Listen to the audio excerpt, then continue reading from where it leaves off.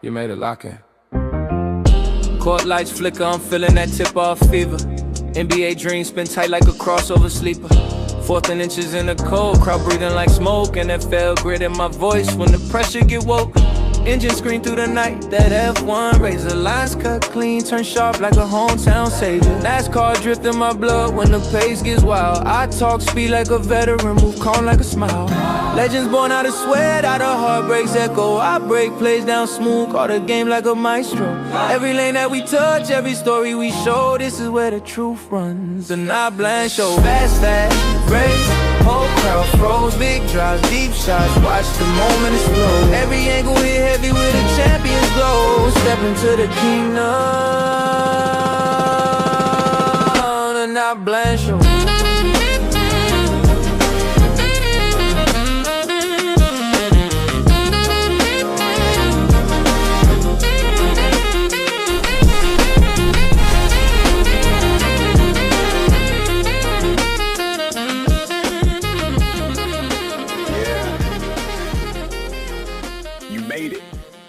Lock in. You made it, ladies and gentlemen. Let's lock in to the NotBland Show. I am your humble host, Dujane Bland, and of course, you guys know the deal.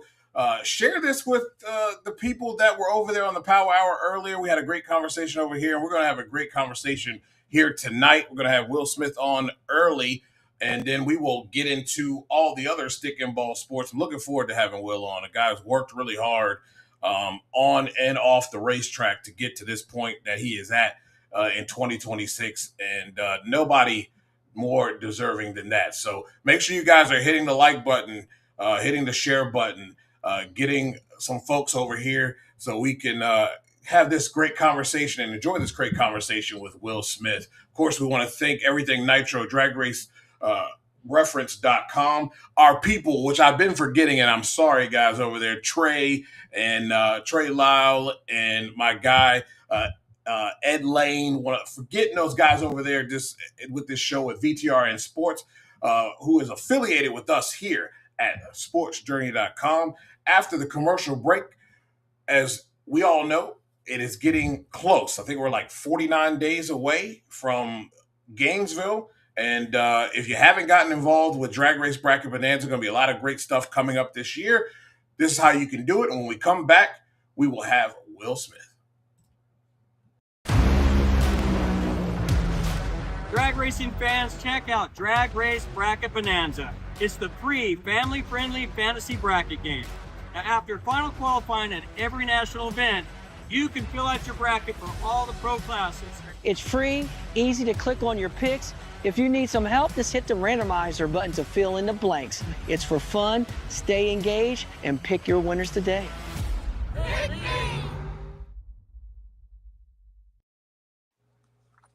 Will, how's it going, buddy? Oh, I'm doing well, Dujane. I appreciate you having me on tonight. Yeah, I couldn't wait to get you on the show here with this announcement here, you being the driver of the Blue Turf Top Fuel Dragster. Bro, how did this deal come about? Was this kind of something in the works, or did it kind of rise up and pop up out of nowhere? I mean, I know you got to be in the right place at the right time to make sure you get these types of deals, but how did this thing go down for you? It was certainly out of the blue, no pun intended, with a Bluebird Turf Top Fuel Dragster, but it was probably the best after Christmas present I've ever received in my life. And matter of fact, it absolutely was the best I ever received. Randy reached out to me and via text and told me what they were doing and said he wanted to talk, and they had a lot of interest in me coming on board and driving their car and representing the Bluebird Turf and Scag and Metalcraft and Mayville brands. And they felt like I would be a good fit with their team, their companies, and for their employees and their culture. And we actually met. Randy and I met last year, and just knew right away what a first class individual he is, and certainly after speaking with him, could see why he is so successful with all of his companies, with Scag Racing, and everything they do. And it was just it was a dream come true, right place, right time kind of thing, and it's just that opportunity you always dream of. And gosh, I'm just so thankful because they really invest in their people, both in their companies, in back in West Bend and Wisconsin, and in all their factories, and obviously with a race team. And people are important to me as they are to them, and I think that's what makes this a perfect fit. Most definitely. What I have observed, especially when it comes down to, things like this, is obviously the hard work that you've put in off the racetrack and the other things that you do within drag racing was well known, and people saw that. And it says a lot about not just yourself, but just how you go about your business.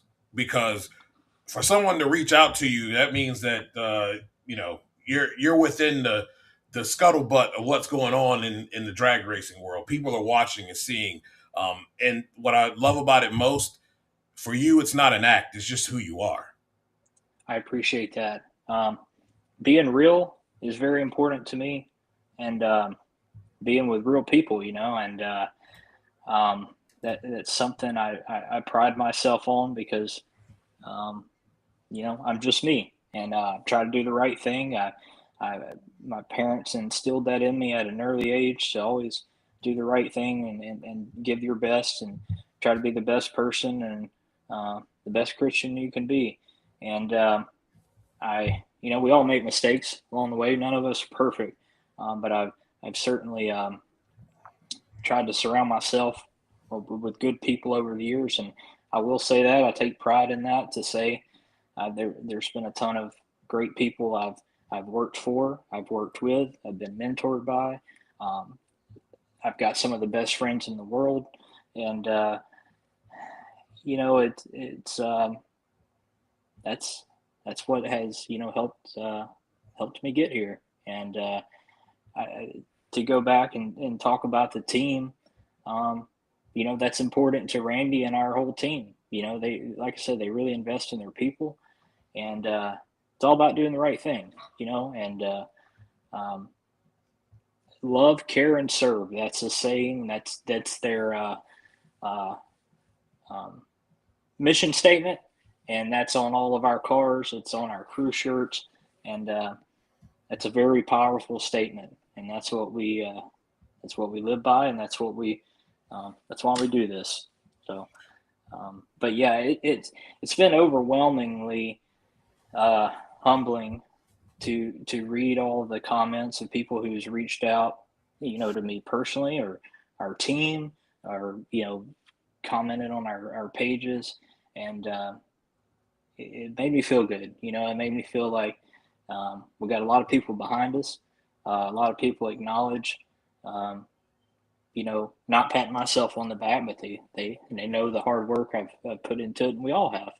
And I've been blessed to have the opportunities along the way to, as I've mentioned in the past, Steve Johnson, he gave me my first start when I was 14 years old, and he's responsible for educating and influencing me in the marketing realm at an early age, at 14. And that's the path I chose for my education, and working for him and Shannon Jenkins and Mike Castellano. I worked for them for years. I certainly got to thank the Franklin family at PDRA. I'm so proud to have been able to work for that organization and that family for the 10 years, and who they what they represent and who they are, and what they've done for our great sport of drag racing, and people like Larry Dixon and the Haradas. Got to give a big shout out to the Samsels, because just last year, at this point last year, I had no plans to race anything. And Tony says, "You want to go racing?" He's like, "We need a good crew guy." And I said, "Dude, absolutely. Like, if I can't drive, I want to go work." And I was fortunate to get to crew for them this year. And they slid me in the car at some races. And so they've played a large part in helping make this happen too. And of course, people like Luigi and Mark Hirshhauser and Jimbo and all those guys that put me in the seat this year, and I've just learned so much. I've got other great racing mentors behind me. People like Tim Gross and Daryl Gwynn, and like I said, I mentioned Larry Dixon. Larry's one of my best friends, and gosh, I'm blessed, and I'm so glad I was taught early.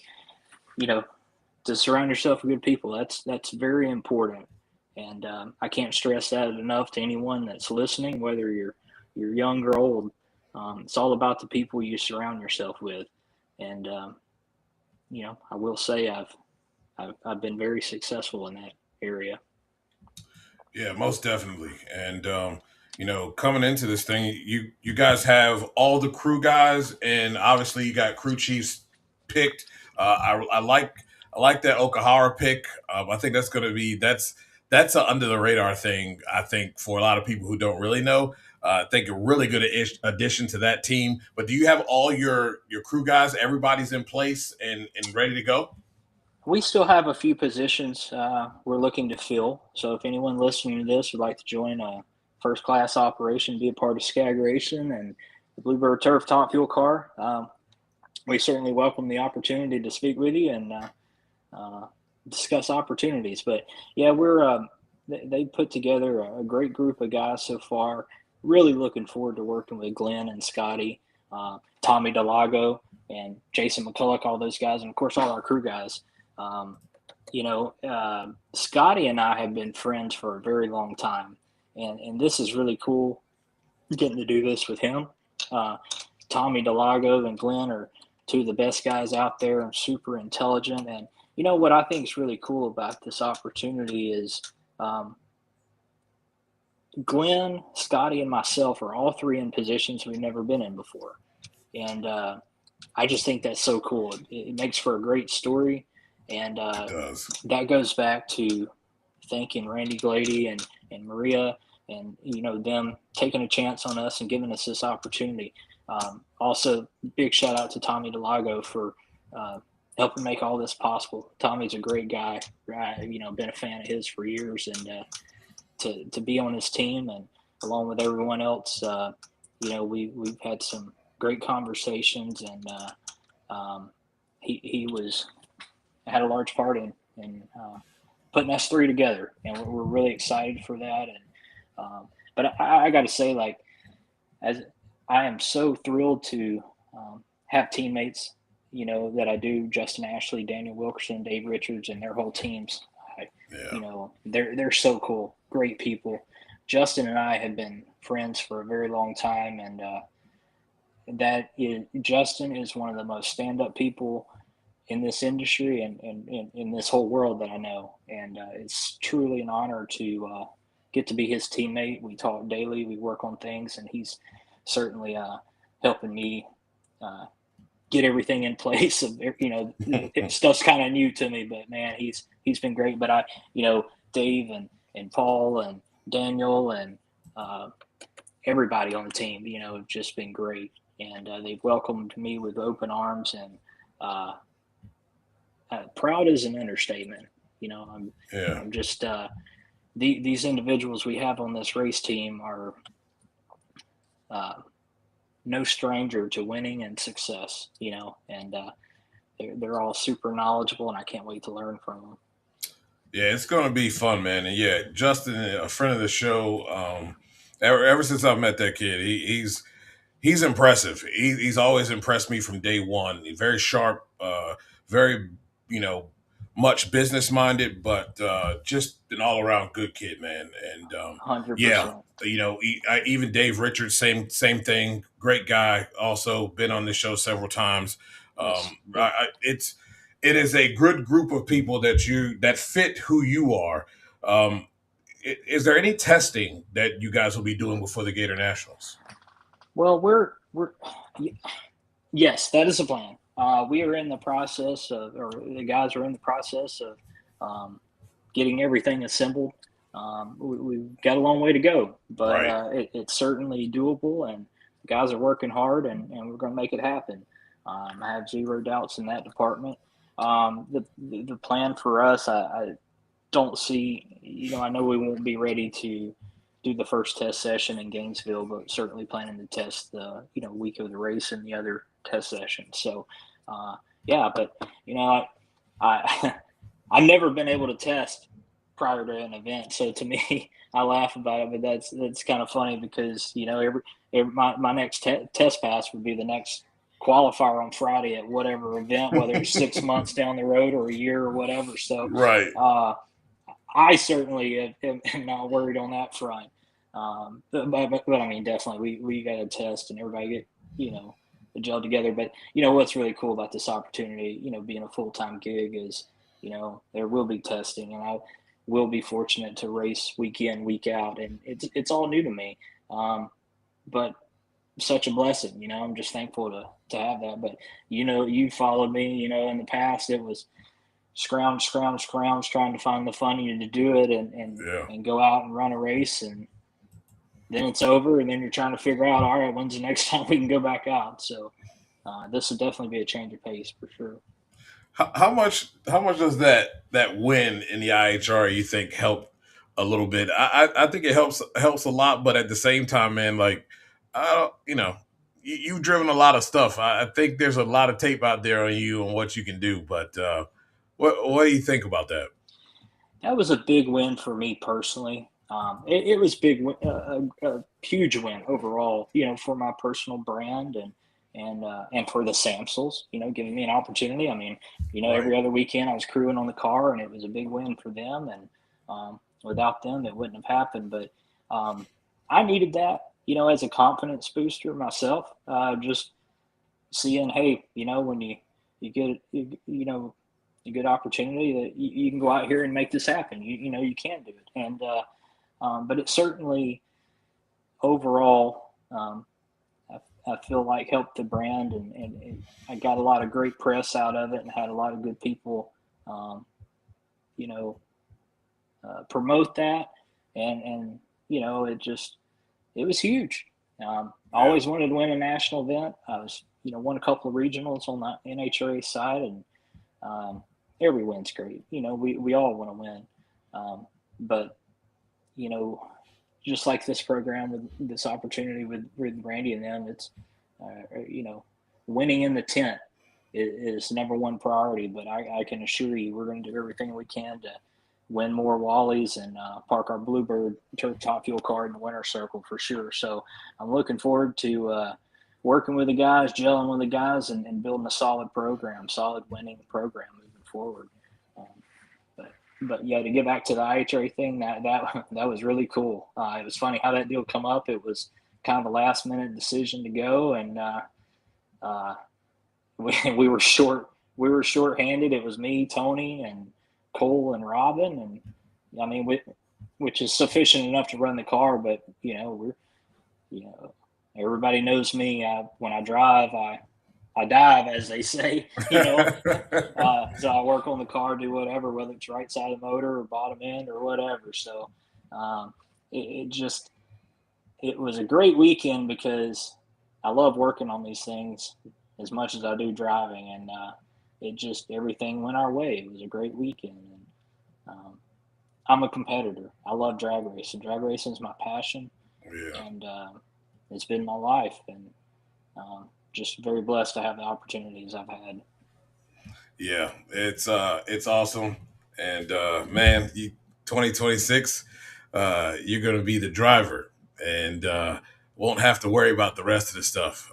Maybe some, sponsor responsibilities, which you got that down pat, but you're gonna be able to focus on just driving, and could be more happy for you, Will. And I'm looking forward to seeing you in Gainesville this season with the first race of the year. I appreciate that very much, and it's just like Brian Lones and I discussed last week. I don't know that it'll hit me in Gainesville, maybe on the way home, but you're like, man, this is really happening. This is a full-time job. Like, you know what? We're the next stop, Phoenix. And Yep. So I'm really looking forward to learning and getting more laps and getting better and just racing with a great group of guys. I just want to give a shout out to like I said, Glenn and Scotty and Tommy and everyone on the Scag Racing team, Randy and Maria for the opportunity. We've got some great crew guys, Brent and Dustin, good friends of mine. It's really cool to get to work with them, and Yeah. it's just a huge deal, and I'm excited. I'm going to give the guys my best, and it's going to be a learning year for all of us because a lot of new guys in new positions, and but there's no doubt in my mind we'll get it worked out, and it'll definitely be sooner than later, and we're going to come out swinging and win in the tent and hopefully win on the track. But I do want to say this, just one last thing. I was able to go up and tour the plants up in West Bend a couple weeks ago, and I just got to say, Randy and his teams up there with all of his different companies between Scag and Bluebird and Versatran, and it is just simply amazing what they do, how they do it, and the people behind the scenes that make it all happen. It's just like on the car, every car, on all our cars, it says the employees make the difference, and man, do they. Touring the plant and seeing the personal connections Randy has with his employees there, and just the quality of people, personalities, obviously the skills they have. I am proud to represent these companies. I'm proud to work with the distributors and dealers who will be joining us at each event this year, depending on whichever regions they are. Really looking forward to having everyone come out. And, it's really cool with what Randy and his team and all of his companies represent. The core values and beliefs they have totally coincide with mine. And I think also what's really cool is walking through there and seeing all of these sheets of steel that are shipped in that are turned into Scag and power, Scag power equipment and Bluebird Turf and Versatran. When they turn into all those products, it's all American-made steel. And these guys are strong in their faith as Christians and proud Americans, and that's who I am, and I'm proud to be a part of it. Well, I'm super happy for you, man. And again, thanks for taking the time to come on the show. And man, I'm sure, so excited to see you hit the track week 1, Gainesville. It's going to be a blast. I appreciate that so much, brother. It's always a pleasure to be on here with you. Thanks for what you do, and I hope to be back on soon. For sure. Take care, brother. You too, bud. Thanks so much. Will Smith, everybody. And, couldn't happen to a better person. Guys worked hard, promotions on and off the racetrack, taking each opportunity as it came. And it's nice to see those who grind it out get an opportunity. And, man, I'm so looking forward to seeing what happens and what transpires here this year for that team. Great group of people around them, that's for sure. From Justin Ashley, Dave Richards, and that team, and their additions over there at Crew Chief. It's going to be fun. It's going to be a fun year. Well, ladies and gentlemen, we're going to take a break. When we get back, we're going to talk a little national championship game. Drag racing fans, check out Drag Race Bracket Bonanza. It's the free, family-friendly fantasy bracket game. Now, after final qualifying at every national event, you can fill out your bracket for all the pro classes. It's free, easy to click on your picks. If you need some help, just hit the randomizer button to fill in the blanks. It's for fun, stay engaged, and pick your winners today.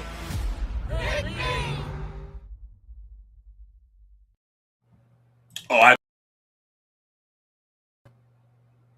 definitely think he's going to be Rookie of the Year for sure. Should be fun to see all that transpire. Blake, doing great. I know I got you there in the comments, doing great.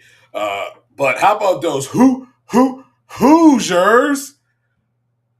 I tried to tell people, look, Indiana was different, and it starts with the head coach.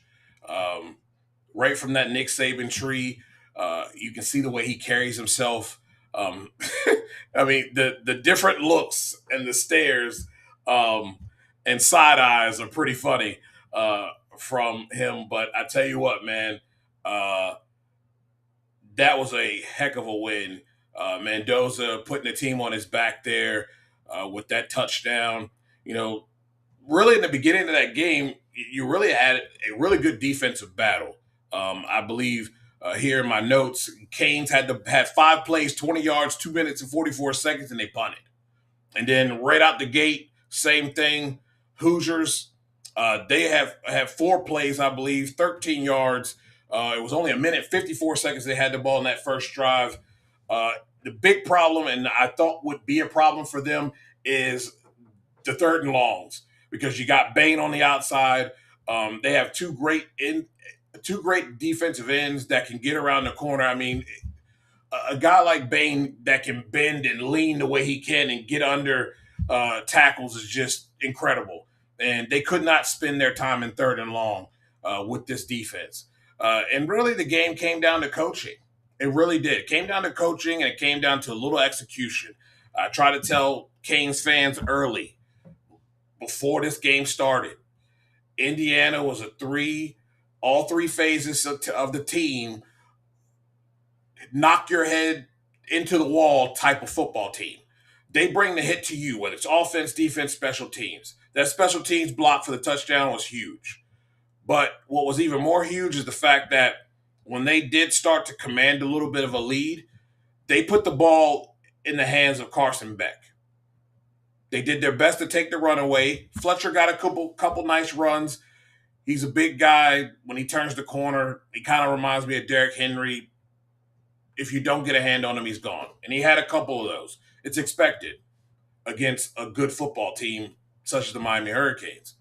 But then it came down to coaching. And they were very much in that game late. I had a gut feeling, and I think you talked to most Canes fans, that was their concern, that Carson Beck was due for an INT. But my problem is right out of the gate, you get a delay of game with the game on the line?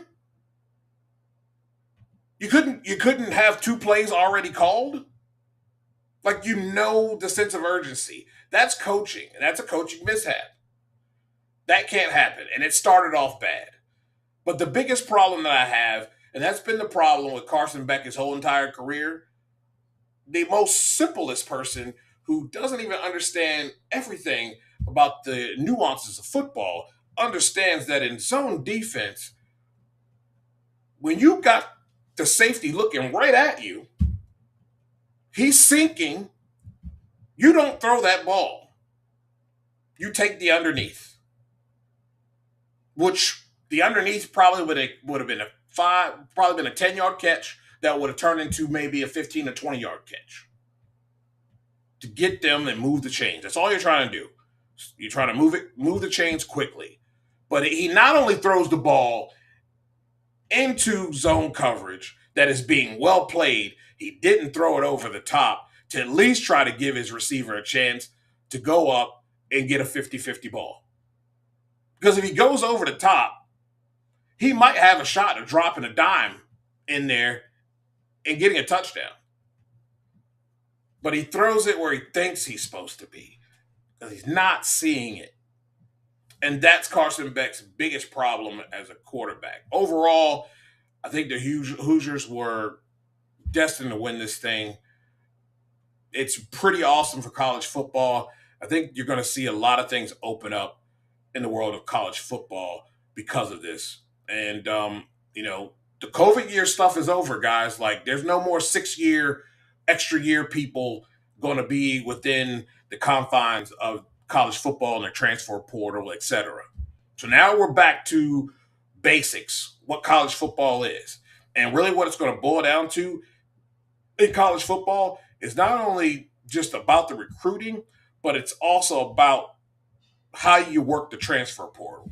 But there's one thing about the Indiana Hoosiers that separate them from everybody else, whether you're SEC, whether you're Big Ten, or you're Pac-12, whatever it is that their coach knows how to take a 0-star and make him a 5-star. Because when you look at it paper on paper, there's a lot of 5-star athletes, 4 or 5-star athletes in Miami. And if you want to be honest, Indiana beat them with a bunch of Jimmies and Joes. It's all about development and how you develop these players. Some people can do it. Some coaches got it. Some coaches don't. And it's very clear that Indiana does not need any type of five-star athlete. They look at an athlete and see how they can fit within the confines of their system. And then it's development time. And there's a lot of cats along that defensive and offensive front that were at D2 schools. And look at what they are. National champions. One of the best national championships games we've ever seen in quite some time. And it was so much worth it. But I'm very happy for Indiana, the state of Indiana, the Hoosiers.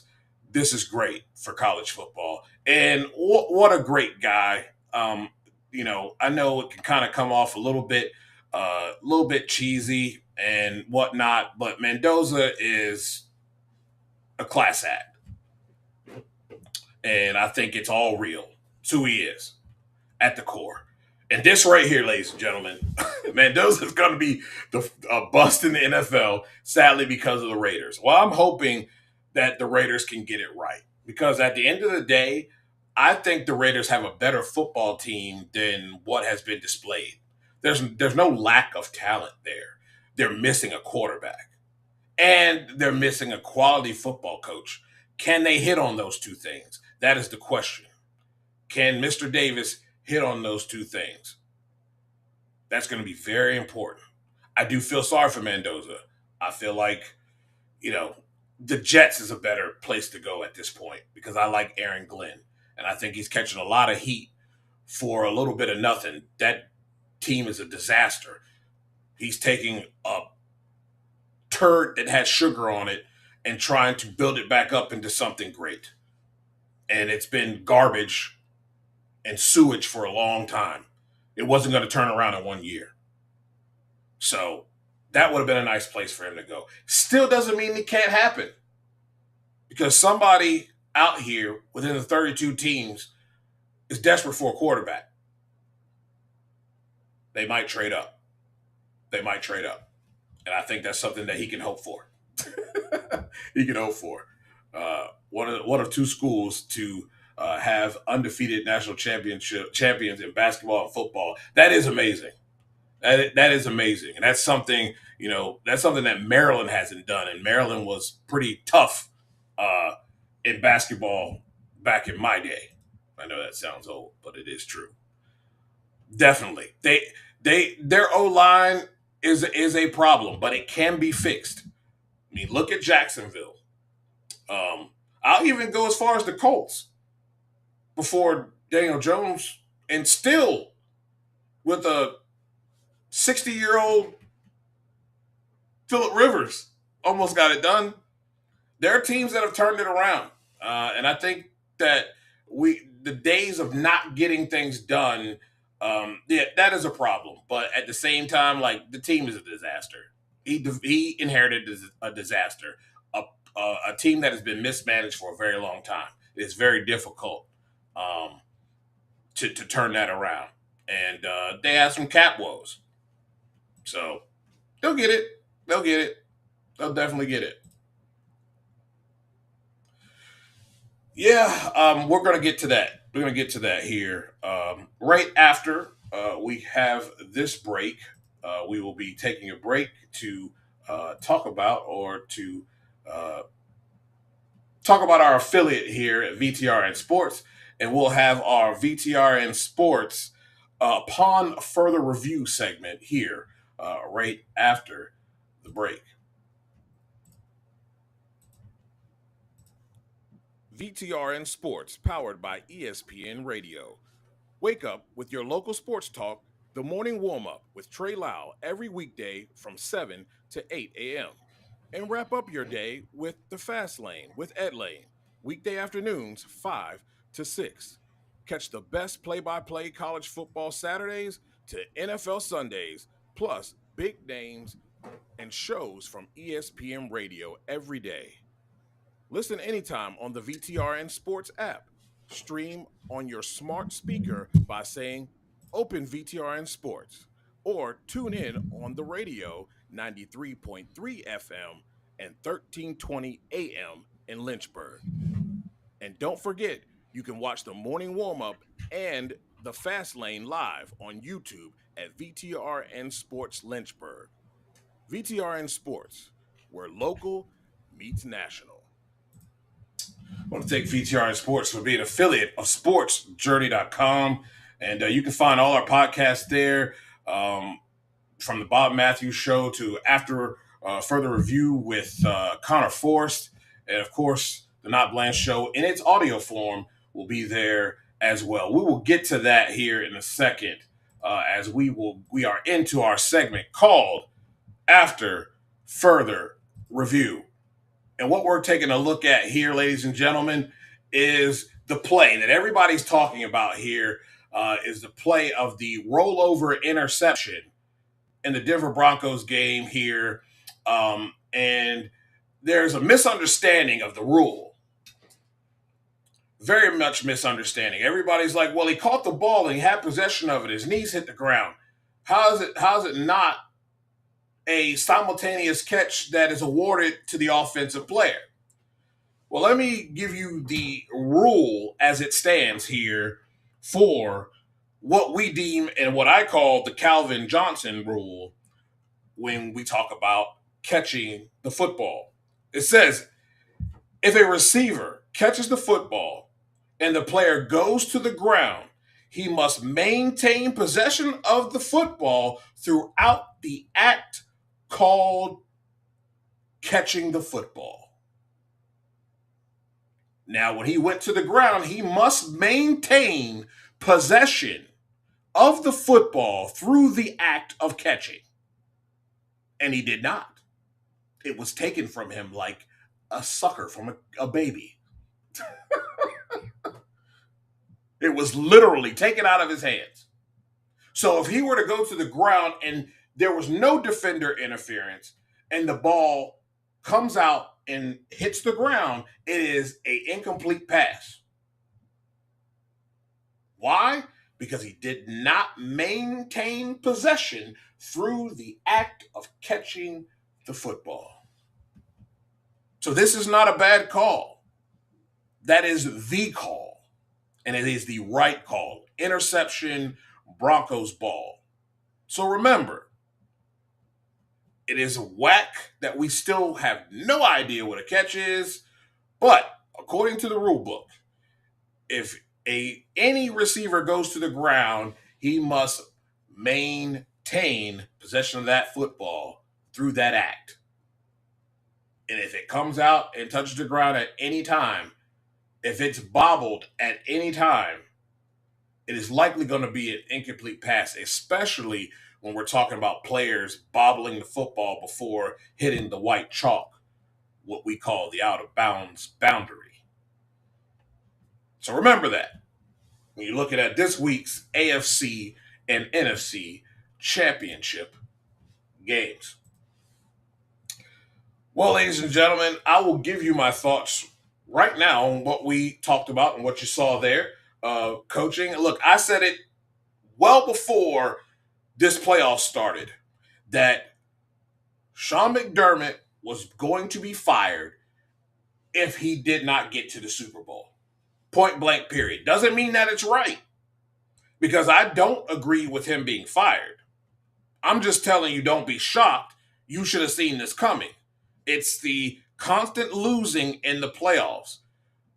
Common sense tells you, though, I'll take being in the playoffs and being in the divisional round, being in the AFC championship game over being the Raiders, the Browns,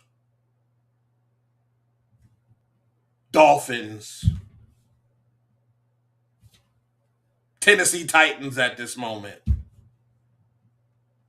Cardinals being losers and habitual losers. I don't agree with the Tomlin deal. I think Tomlin was tired, though. I don't agree with Harbaugh being fired. I don't think so. Here's what I know. You can follow her X everywhere at Karita Parks. My former teammate, when we had the breakdown of that podcast, she said that she did not believe when they went into the meetings that it was an intent. She's in the building every day, and that was not the intent to fire him. What I know from her information is that they wanted to move on from Todd Monken. He did not want to do that. Therefore, they could not see eye to eye, and they gave him his walking papers because they wanted to make some changes along the staff. And I don't blame them for that because Todd Monken has been the center of a lot of mishaps for this football team in playoff situations. They should have beat the Chiefs in the AFC Championship game. But what did he want to do? Get away from running Derrick Henry, which got you there, and go into some pass-happy mode and put it all on Lamar's back.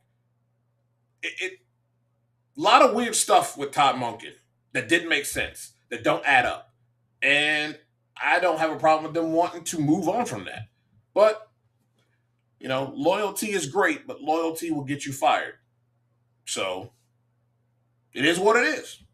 With Sean, they're tired of not, making it to the Super Bowl. But here's my point. Here's my problem with that. Everybody wants to point the finger everywhere else in Buffalo, but if your boy don't throw them interceptions, you might be looking at yourself in the next round of the championship game. Nobody gives Josh Allen any flack for the mistakes that he makes. They're out here, they're burying C.J. Stroud for the game that he had. Josh Allen been doing that crap all year. But we just stay mum is the word, and because he's an MVP, a former MVP, one of the faces of the league, nobody wants to talk about that. But his play was piss poor throughout the year. And really, if he doesn't throw a lot of these interceptions in some of these games, their record is better. If he doesn't throw an interception in this game, which was winnable, because once again, Denver's offense is hit and miss, and sometimes can be anemic. Everybody got Bo Nix up here. Bo is aight, but he's not a game changer yet. He's a game manager still, and did a piss poor job of managing it, and got fortunate because your boy on the other side likes giving gifts, and it's after Christmas time. So I don't understand some of these firings because my opinion is who you going to get. Stefanski, gone. I know people don't like him and blame him for the Shador stuff. I think it's bigger than that. I think it's front office. I think it's general manager. I think it's owner. Harbaugh gone, going to the Giants. I love that. I love the Giants as a job. But Joe Shane should not be a GM at that particular establishment. And I think that's going to be the downfall of the team. Because at the end of the day, I think people also are going to realize that it's not always about the head coach as it is so much about the people you put around you. And let's go back and think about the Ravens and what it is there. Bottom line is with the Ravens is that it's a hierarchy. And the front office is polished. From general manager to owner, they know what they're doing. They're kind of like the Philadelphia Eagles in so many ways. They don't make too many mistakes in the draft. They don't overpay in free agency. It's a well-polished machine. John didn't have too much to worry about. And you may be able to pull some people for your staff, but you ain't going to be able to pull everybody.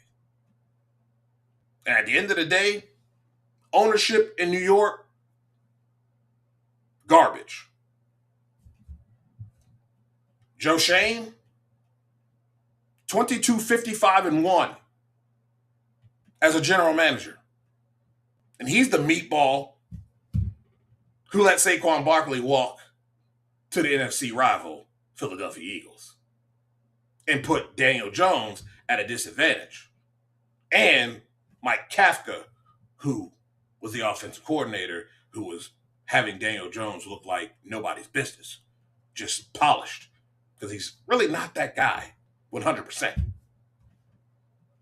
So be careful what you wish for, people. You just might get Cleveland Browns, Las Vegas Raiders. You just might get that, because nothing's guaranteed in this league.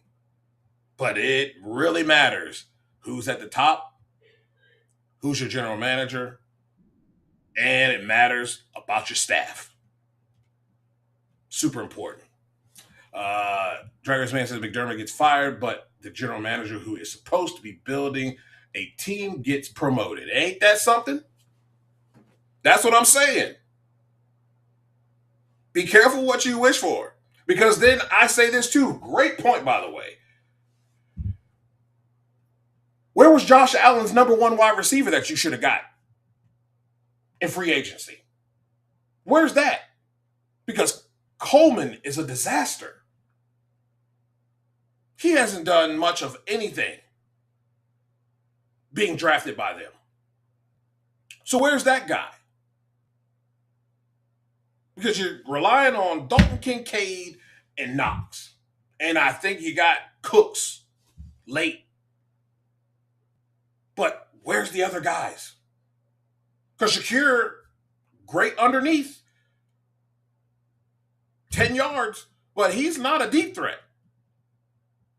You have nobody that you can respect that's going to make that secondary back off and get out of the box and not stack it. Because the objective is stop Cooks and we'll let everybody else eat. Eventually, Josh gonna throw us a few. And he does. I don't know, man. Careful what you wish for. You just might get it.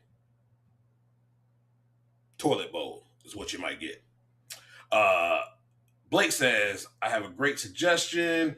Man, Tony's hard to get. I've reached out to him several times. He doesn't like doing shows, but he's got to understand, like, you know, I stand up for this guy. So we're working on it. I'll have to play my card and see if I can get Brian Loans to kind of help me out with that. We'll have Brian here in about 2 weeks here on the show as well.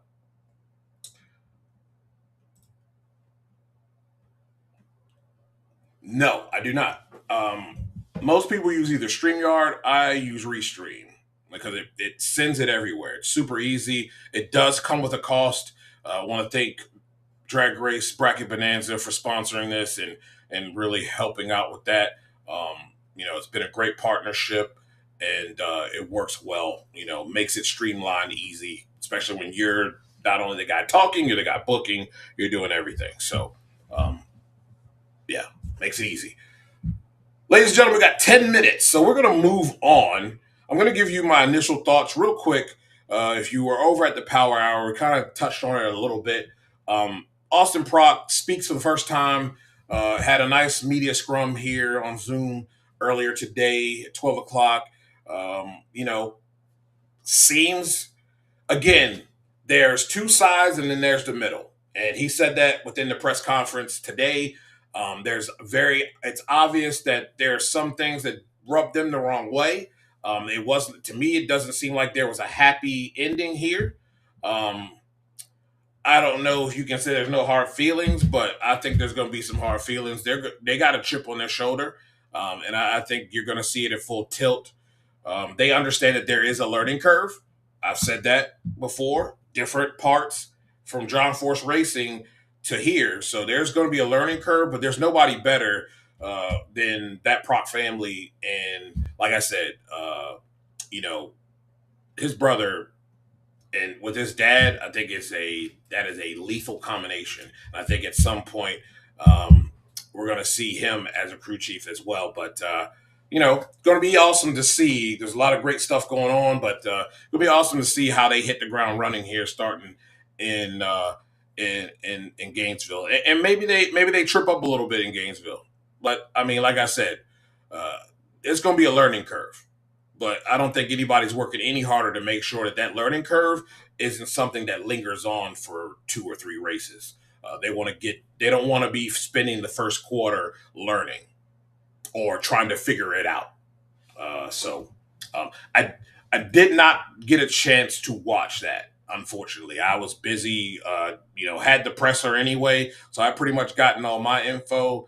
I know some people saw it. I know some folks that had gotten with me thought he was a little bit arrogant. But I also say that what champion isn't? Name me one that isn't. Name me one great that it has not been slightly bullish. So I don't expect it. Yeah, he did say that. 384 out of the box. So I'm not going to put it past them at all. I believe in what they do. They're going to work extremely hard. This is probably going to push them even more to come out and punch folks in the mouth. And I don't expect anything less until they prove otherwise. So I want to get your thoughts real quick. We're getting close to the end here. Your thoughts on the top 70 on the 75 now. They're adding to that 50th anniversary list here, 75. Some of the people on this list, you got Doug Coletta, Matt Hagan, Jason Line, Eddie Krawick, my guy. Really happy for him. Definitely should be on this list. Sean Bellemere, a beast on this list. Ron Capps. You got Antron Brown, Greg Anderson, Dan Fletcher, a beast. Matt Smith, Tony Schumacher, Robert Height, Erica Enders, Andrew Hines, and Peter, I think that's Bonito. Bondo, whatever. Bonito. Yeah, maybe. Might have killed his name. But what do you think of this start list here to 75? Look, I kind of look at it as the Hall of Fame, and I'm sure Kevin McKenna and the guys and those involved, because I don't want to say just guys, those involved are working really hard, and this is hard. This is hard stuff. This is just like trying to, well, I don't want to call this about the Football Hall of Fame because I think the Football Hall of Fame is a joke. Because there's a bunch of people that have a voting that really don't know football that well, and it's kind of like a popularity contest. So I don't want to say the Football Hall of Fame, but for any Hall of Fame, this is a tough deal on who makes it and who doesn't. This is not easy because there's going to be somebody that's going to be left out at the end of the day, right? There's going to be somebody that does not make the list, that credentials show that they probably should be on that list. And for whatever reason, there's others that kind of take a precedence over that, maybe because their credentials are a little bit better. You got to take feeling out of it, right, when you do this type of stuff. So, I am very much cool with this start of the list. They kept the top 50. They did not change that, which they shouldn't. They did that at the 50th anniversary in 2001. So they're adding to this list to get to 75. And it is. It is an impressive list of people. And not surprised by those who are on this list. It's cool to see, names like Jason Line, Eddie Krawick. This guy could probably make the list twice as a rider and a tuner. You know what I mean?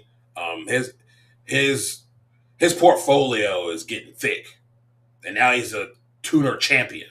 So Sean Bellemere, let's talk about that list. Talk about what he's accomplished.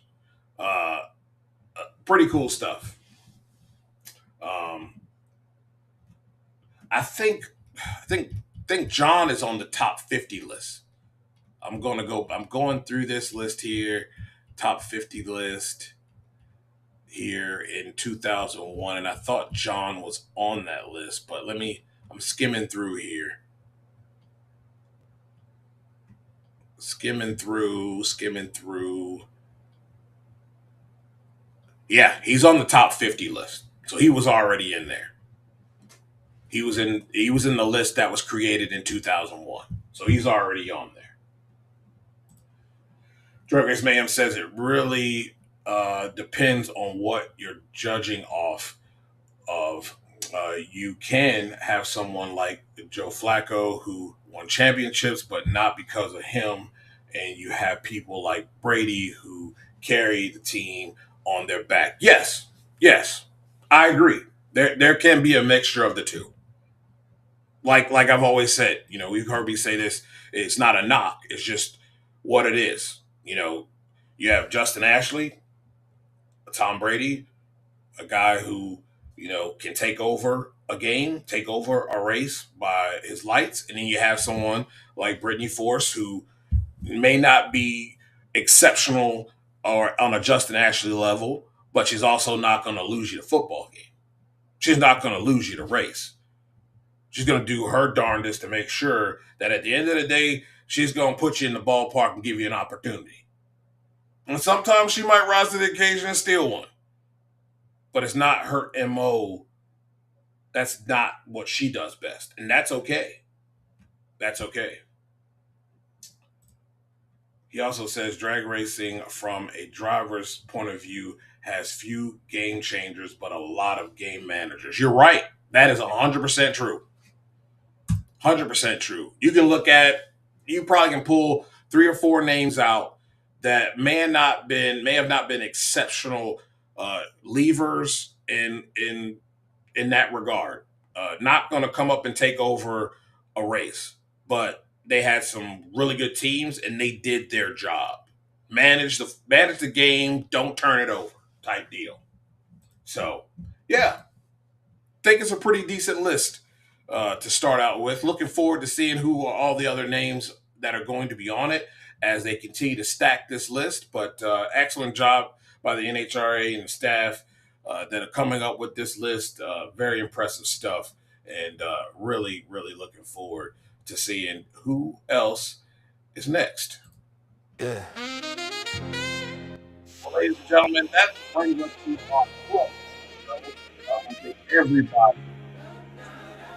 Will Smith for taking the time out to come on the show after having a little bit of a procedure. Thank you so much. Looking forward to seeing him in 2026. Ladies and gentlemen, make sure you share, like this show. Let's get some more subscribers in here. Do your part if you would, please. And let's get us some more subscribers in here and grow this thing. Looking forward to what we have in store here in 2026. Well, ladies and gentlemen, you guys have a great Tuesday night. And until next week, be good.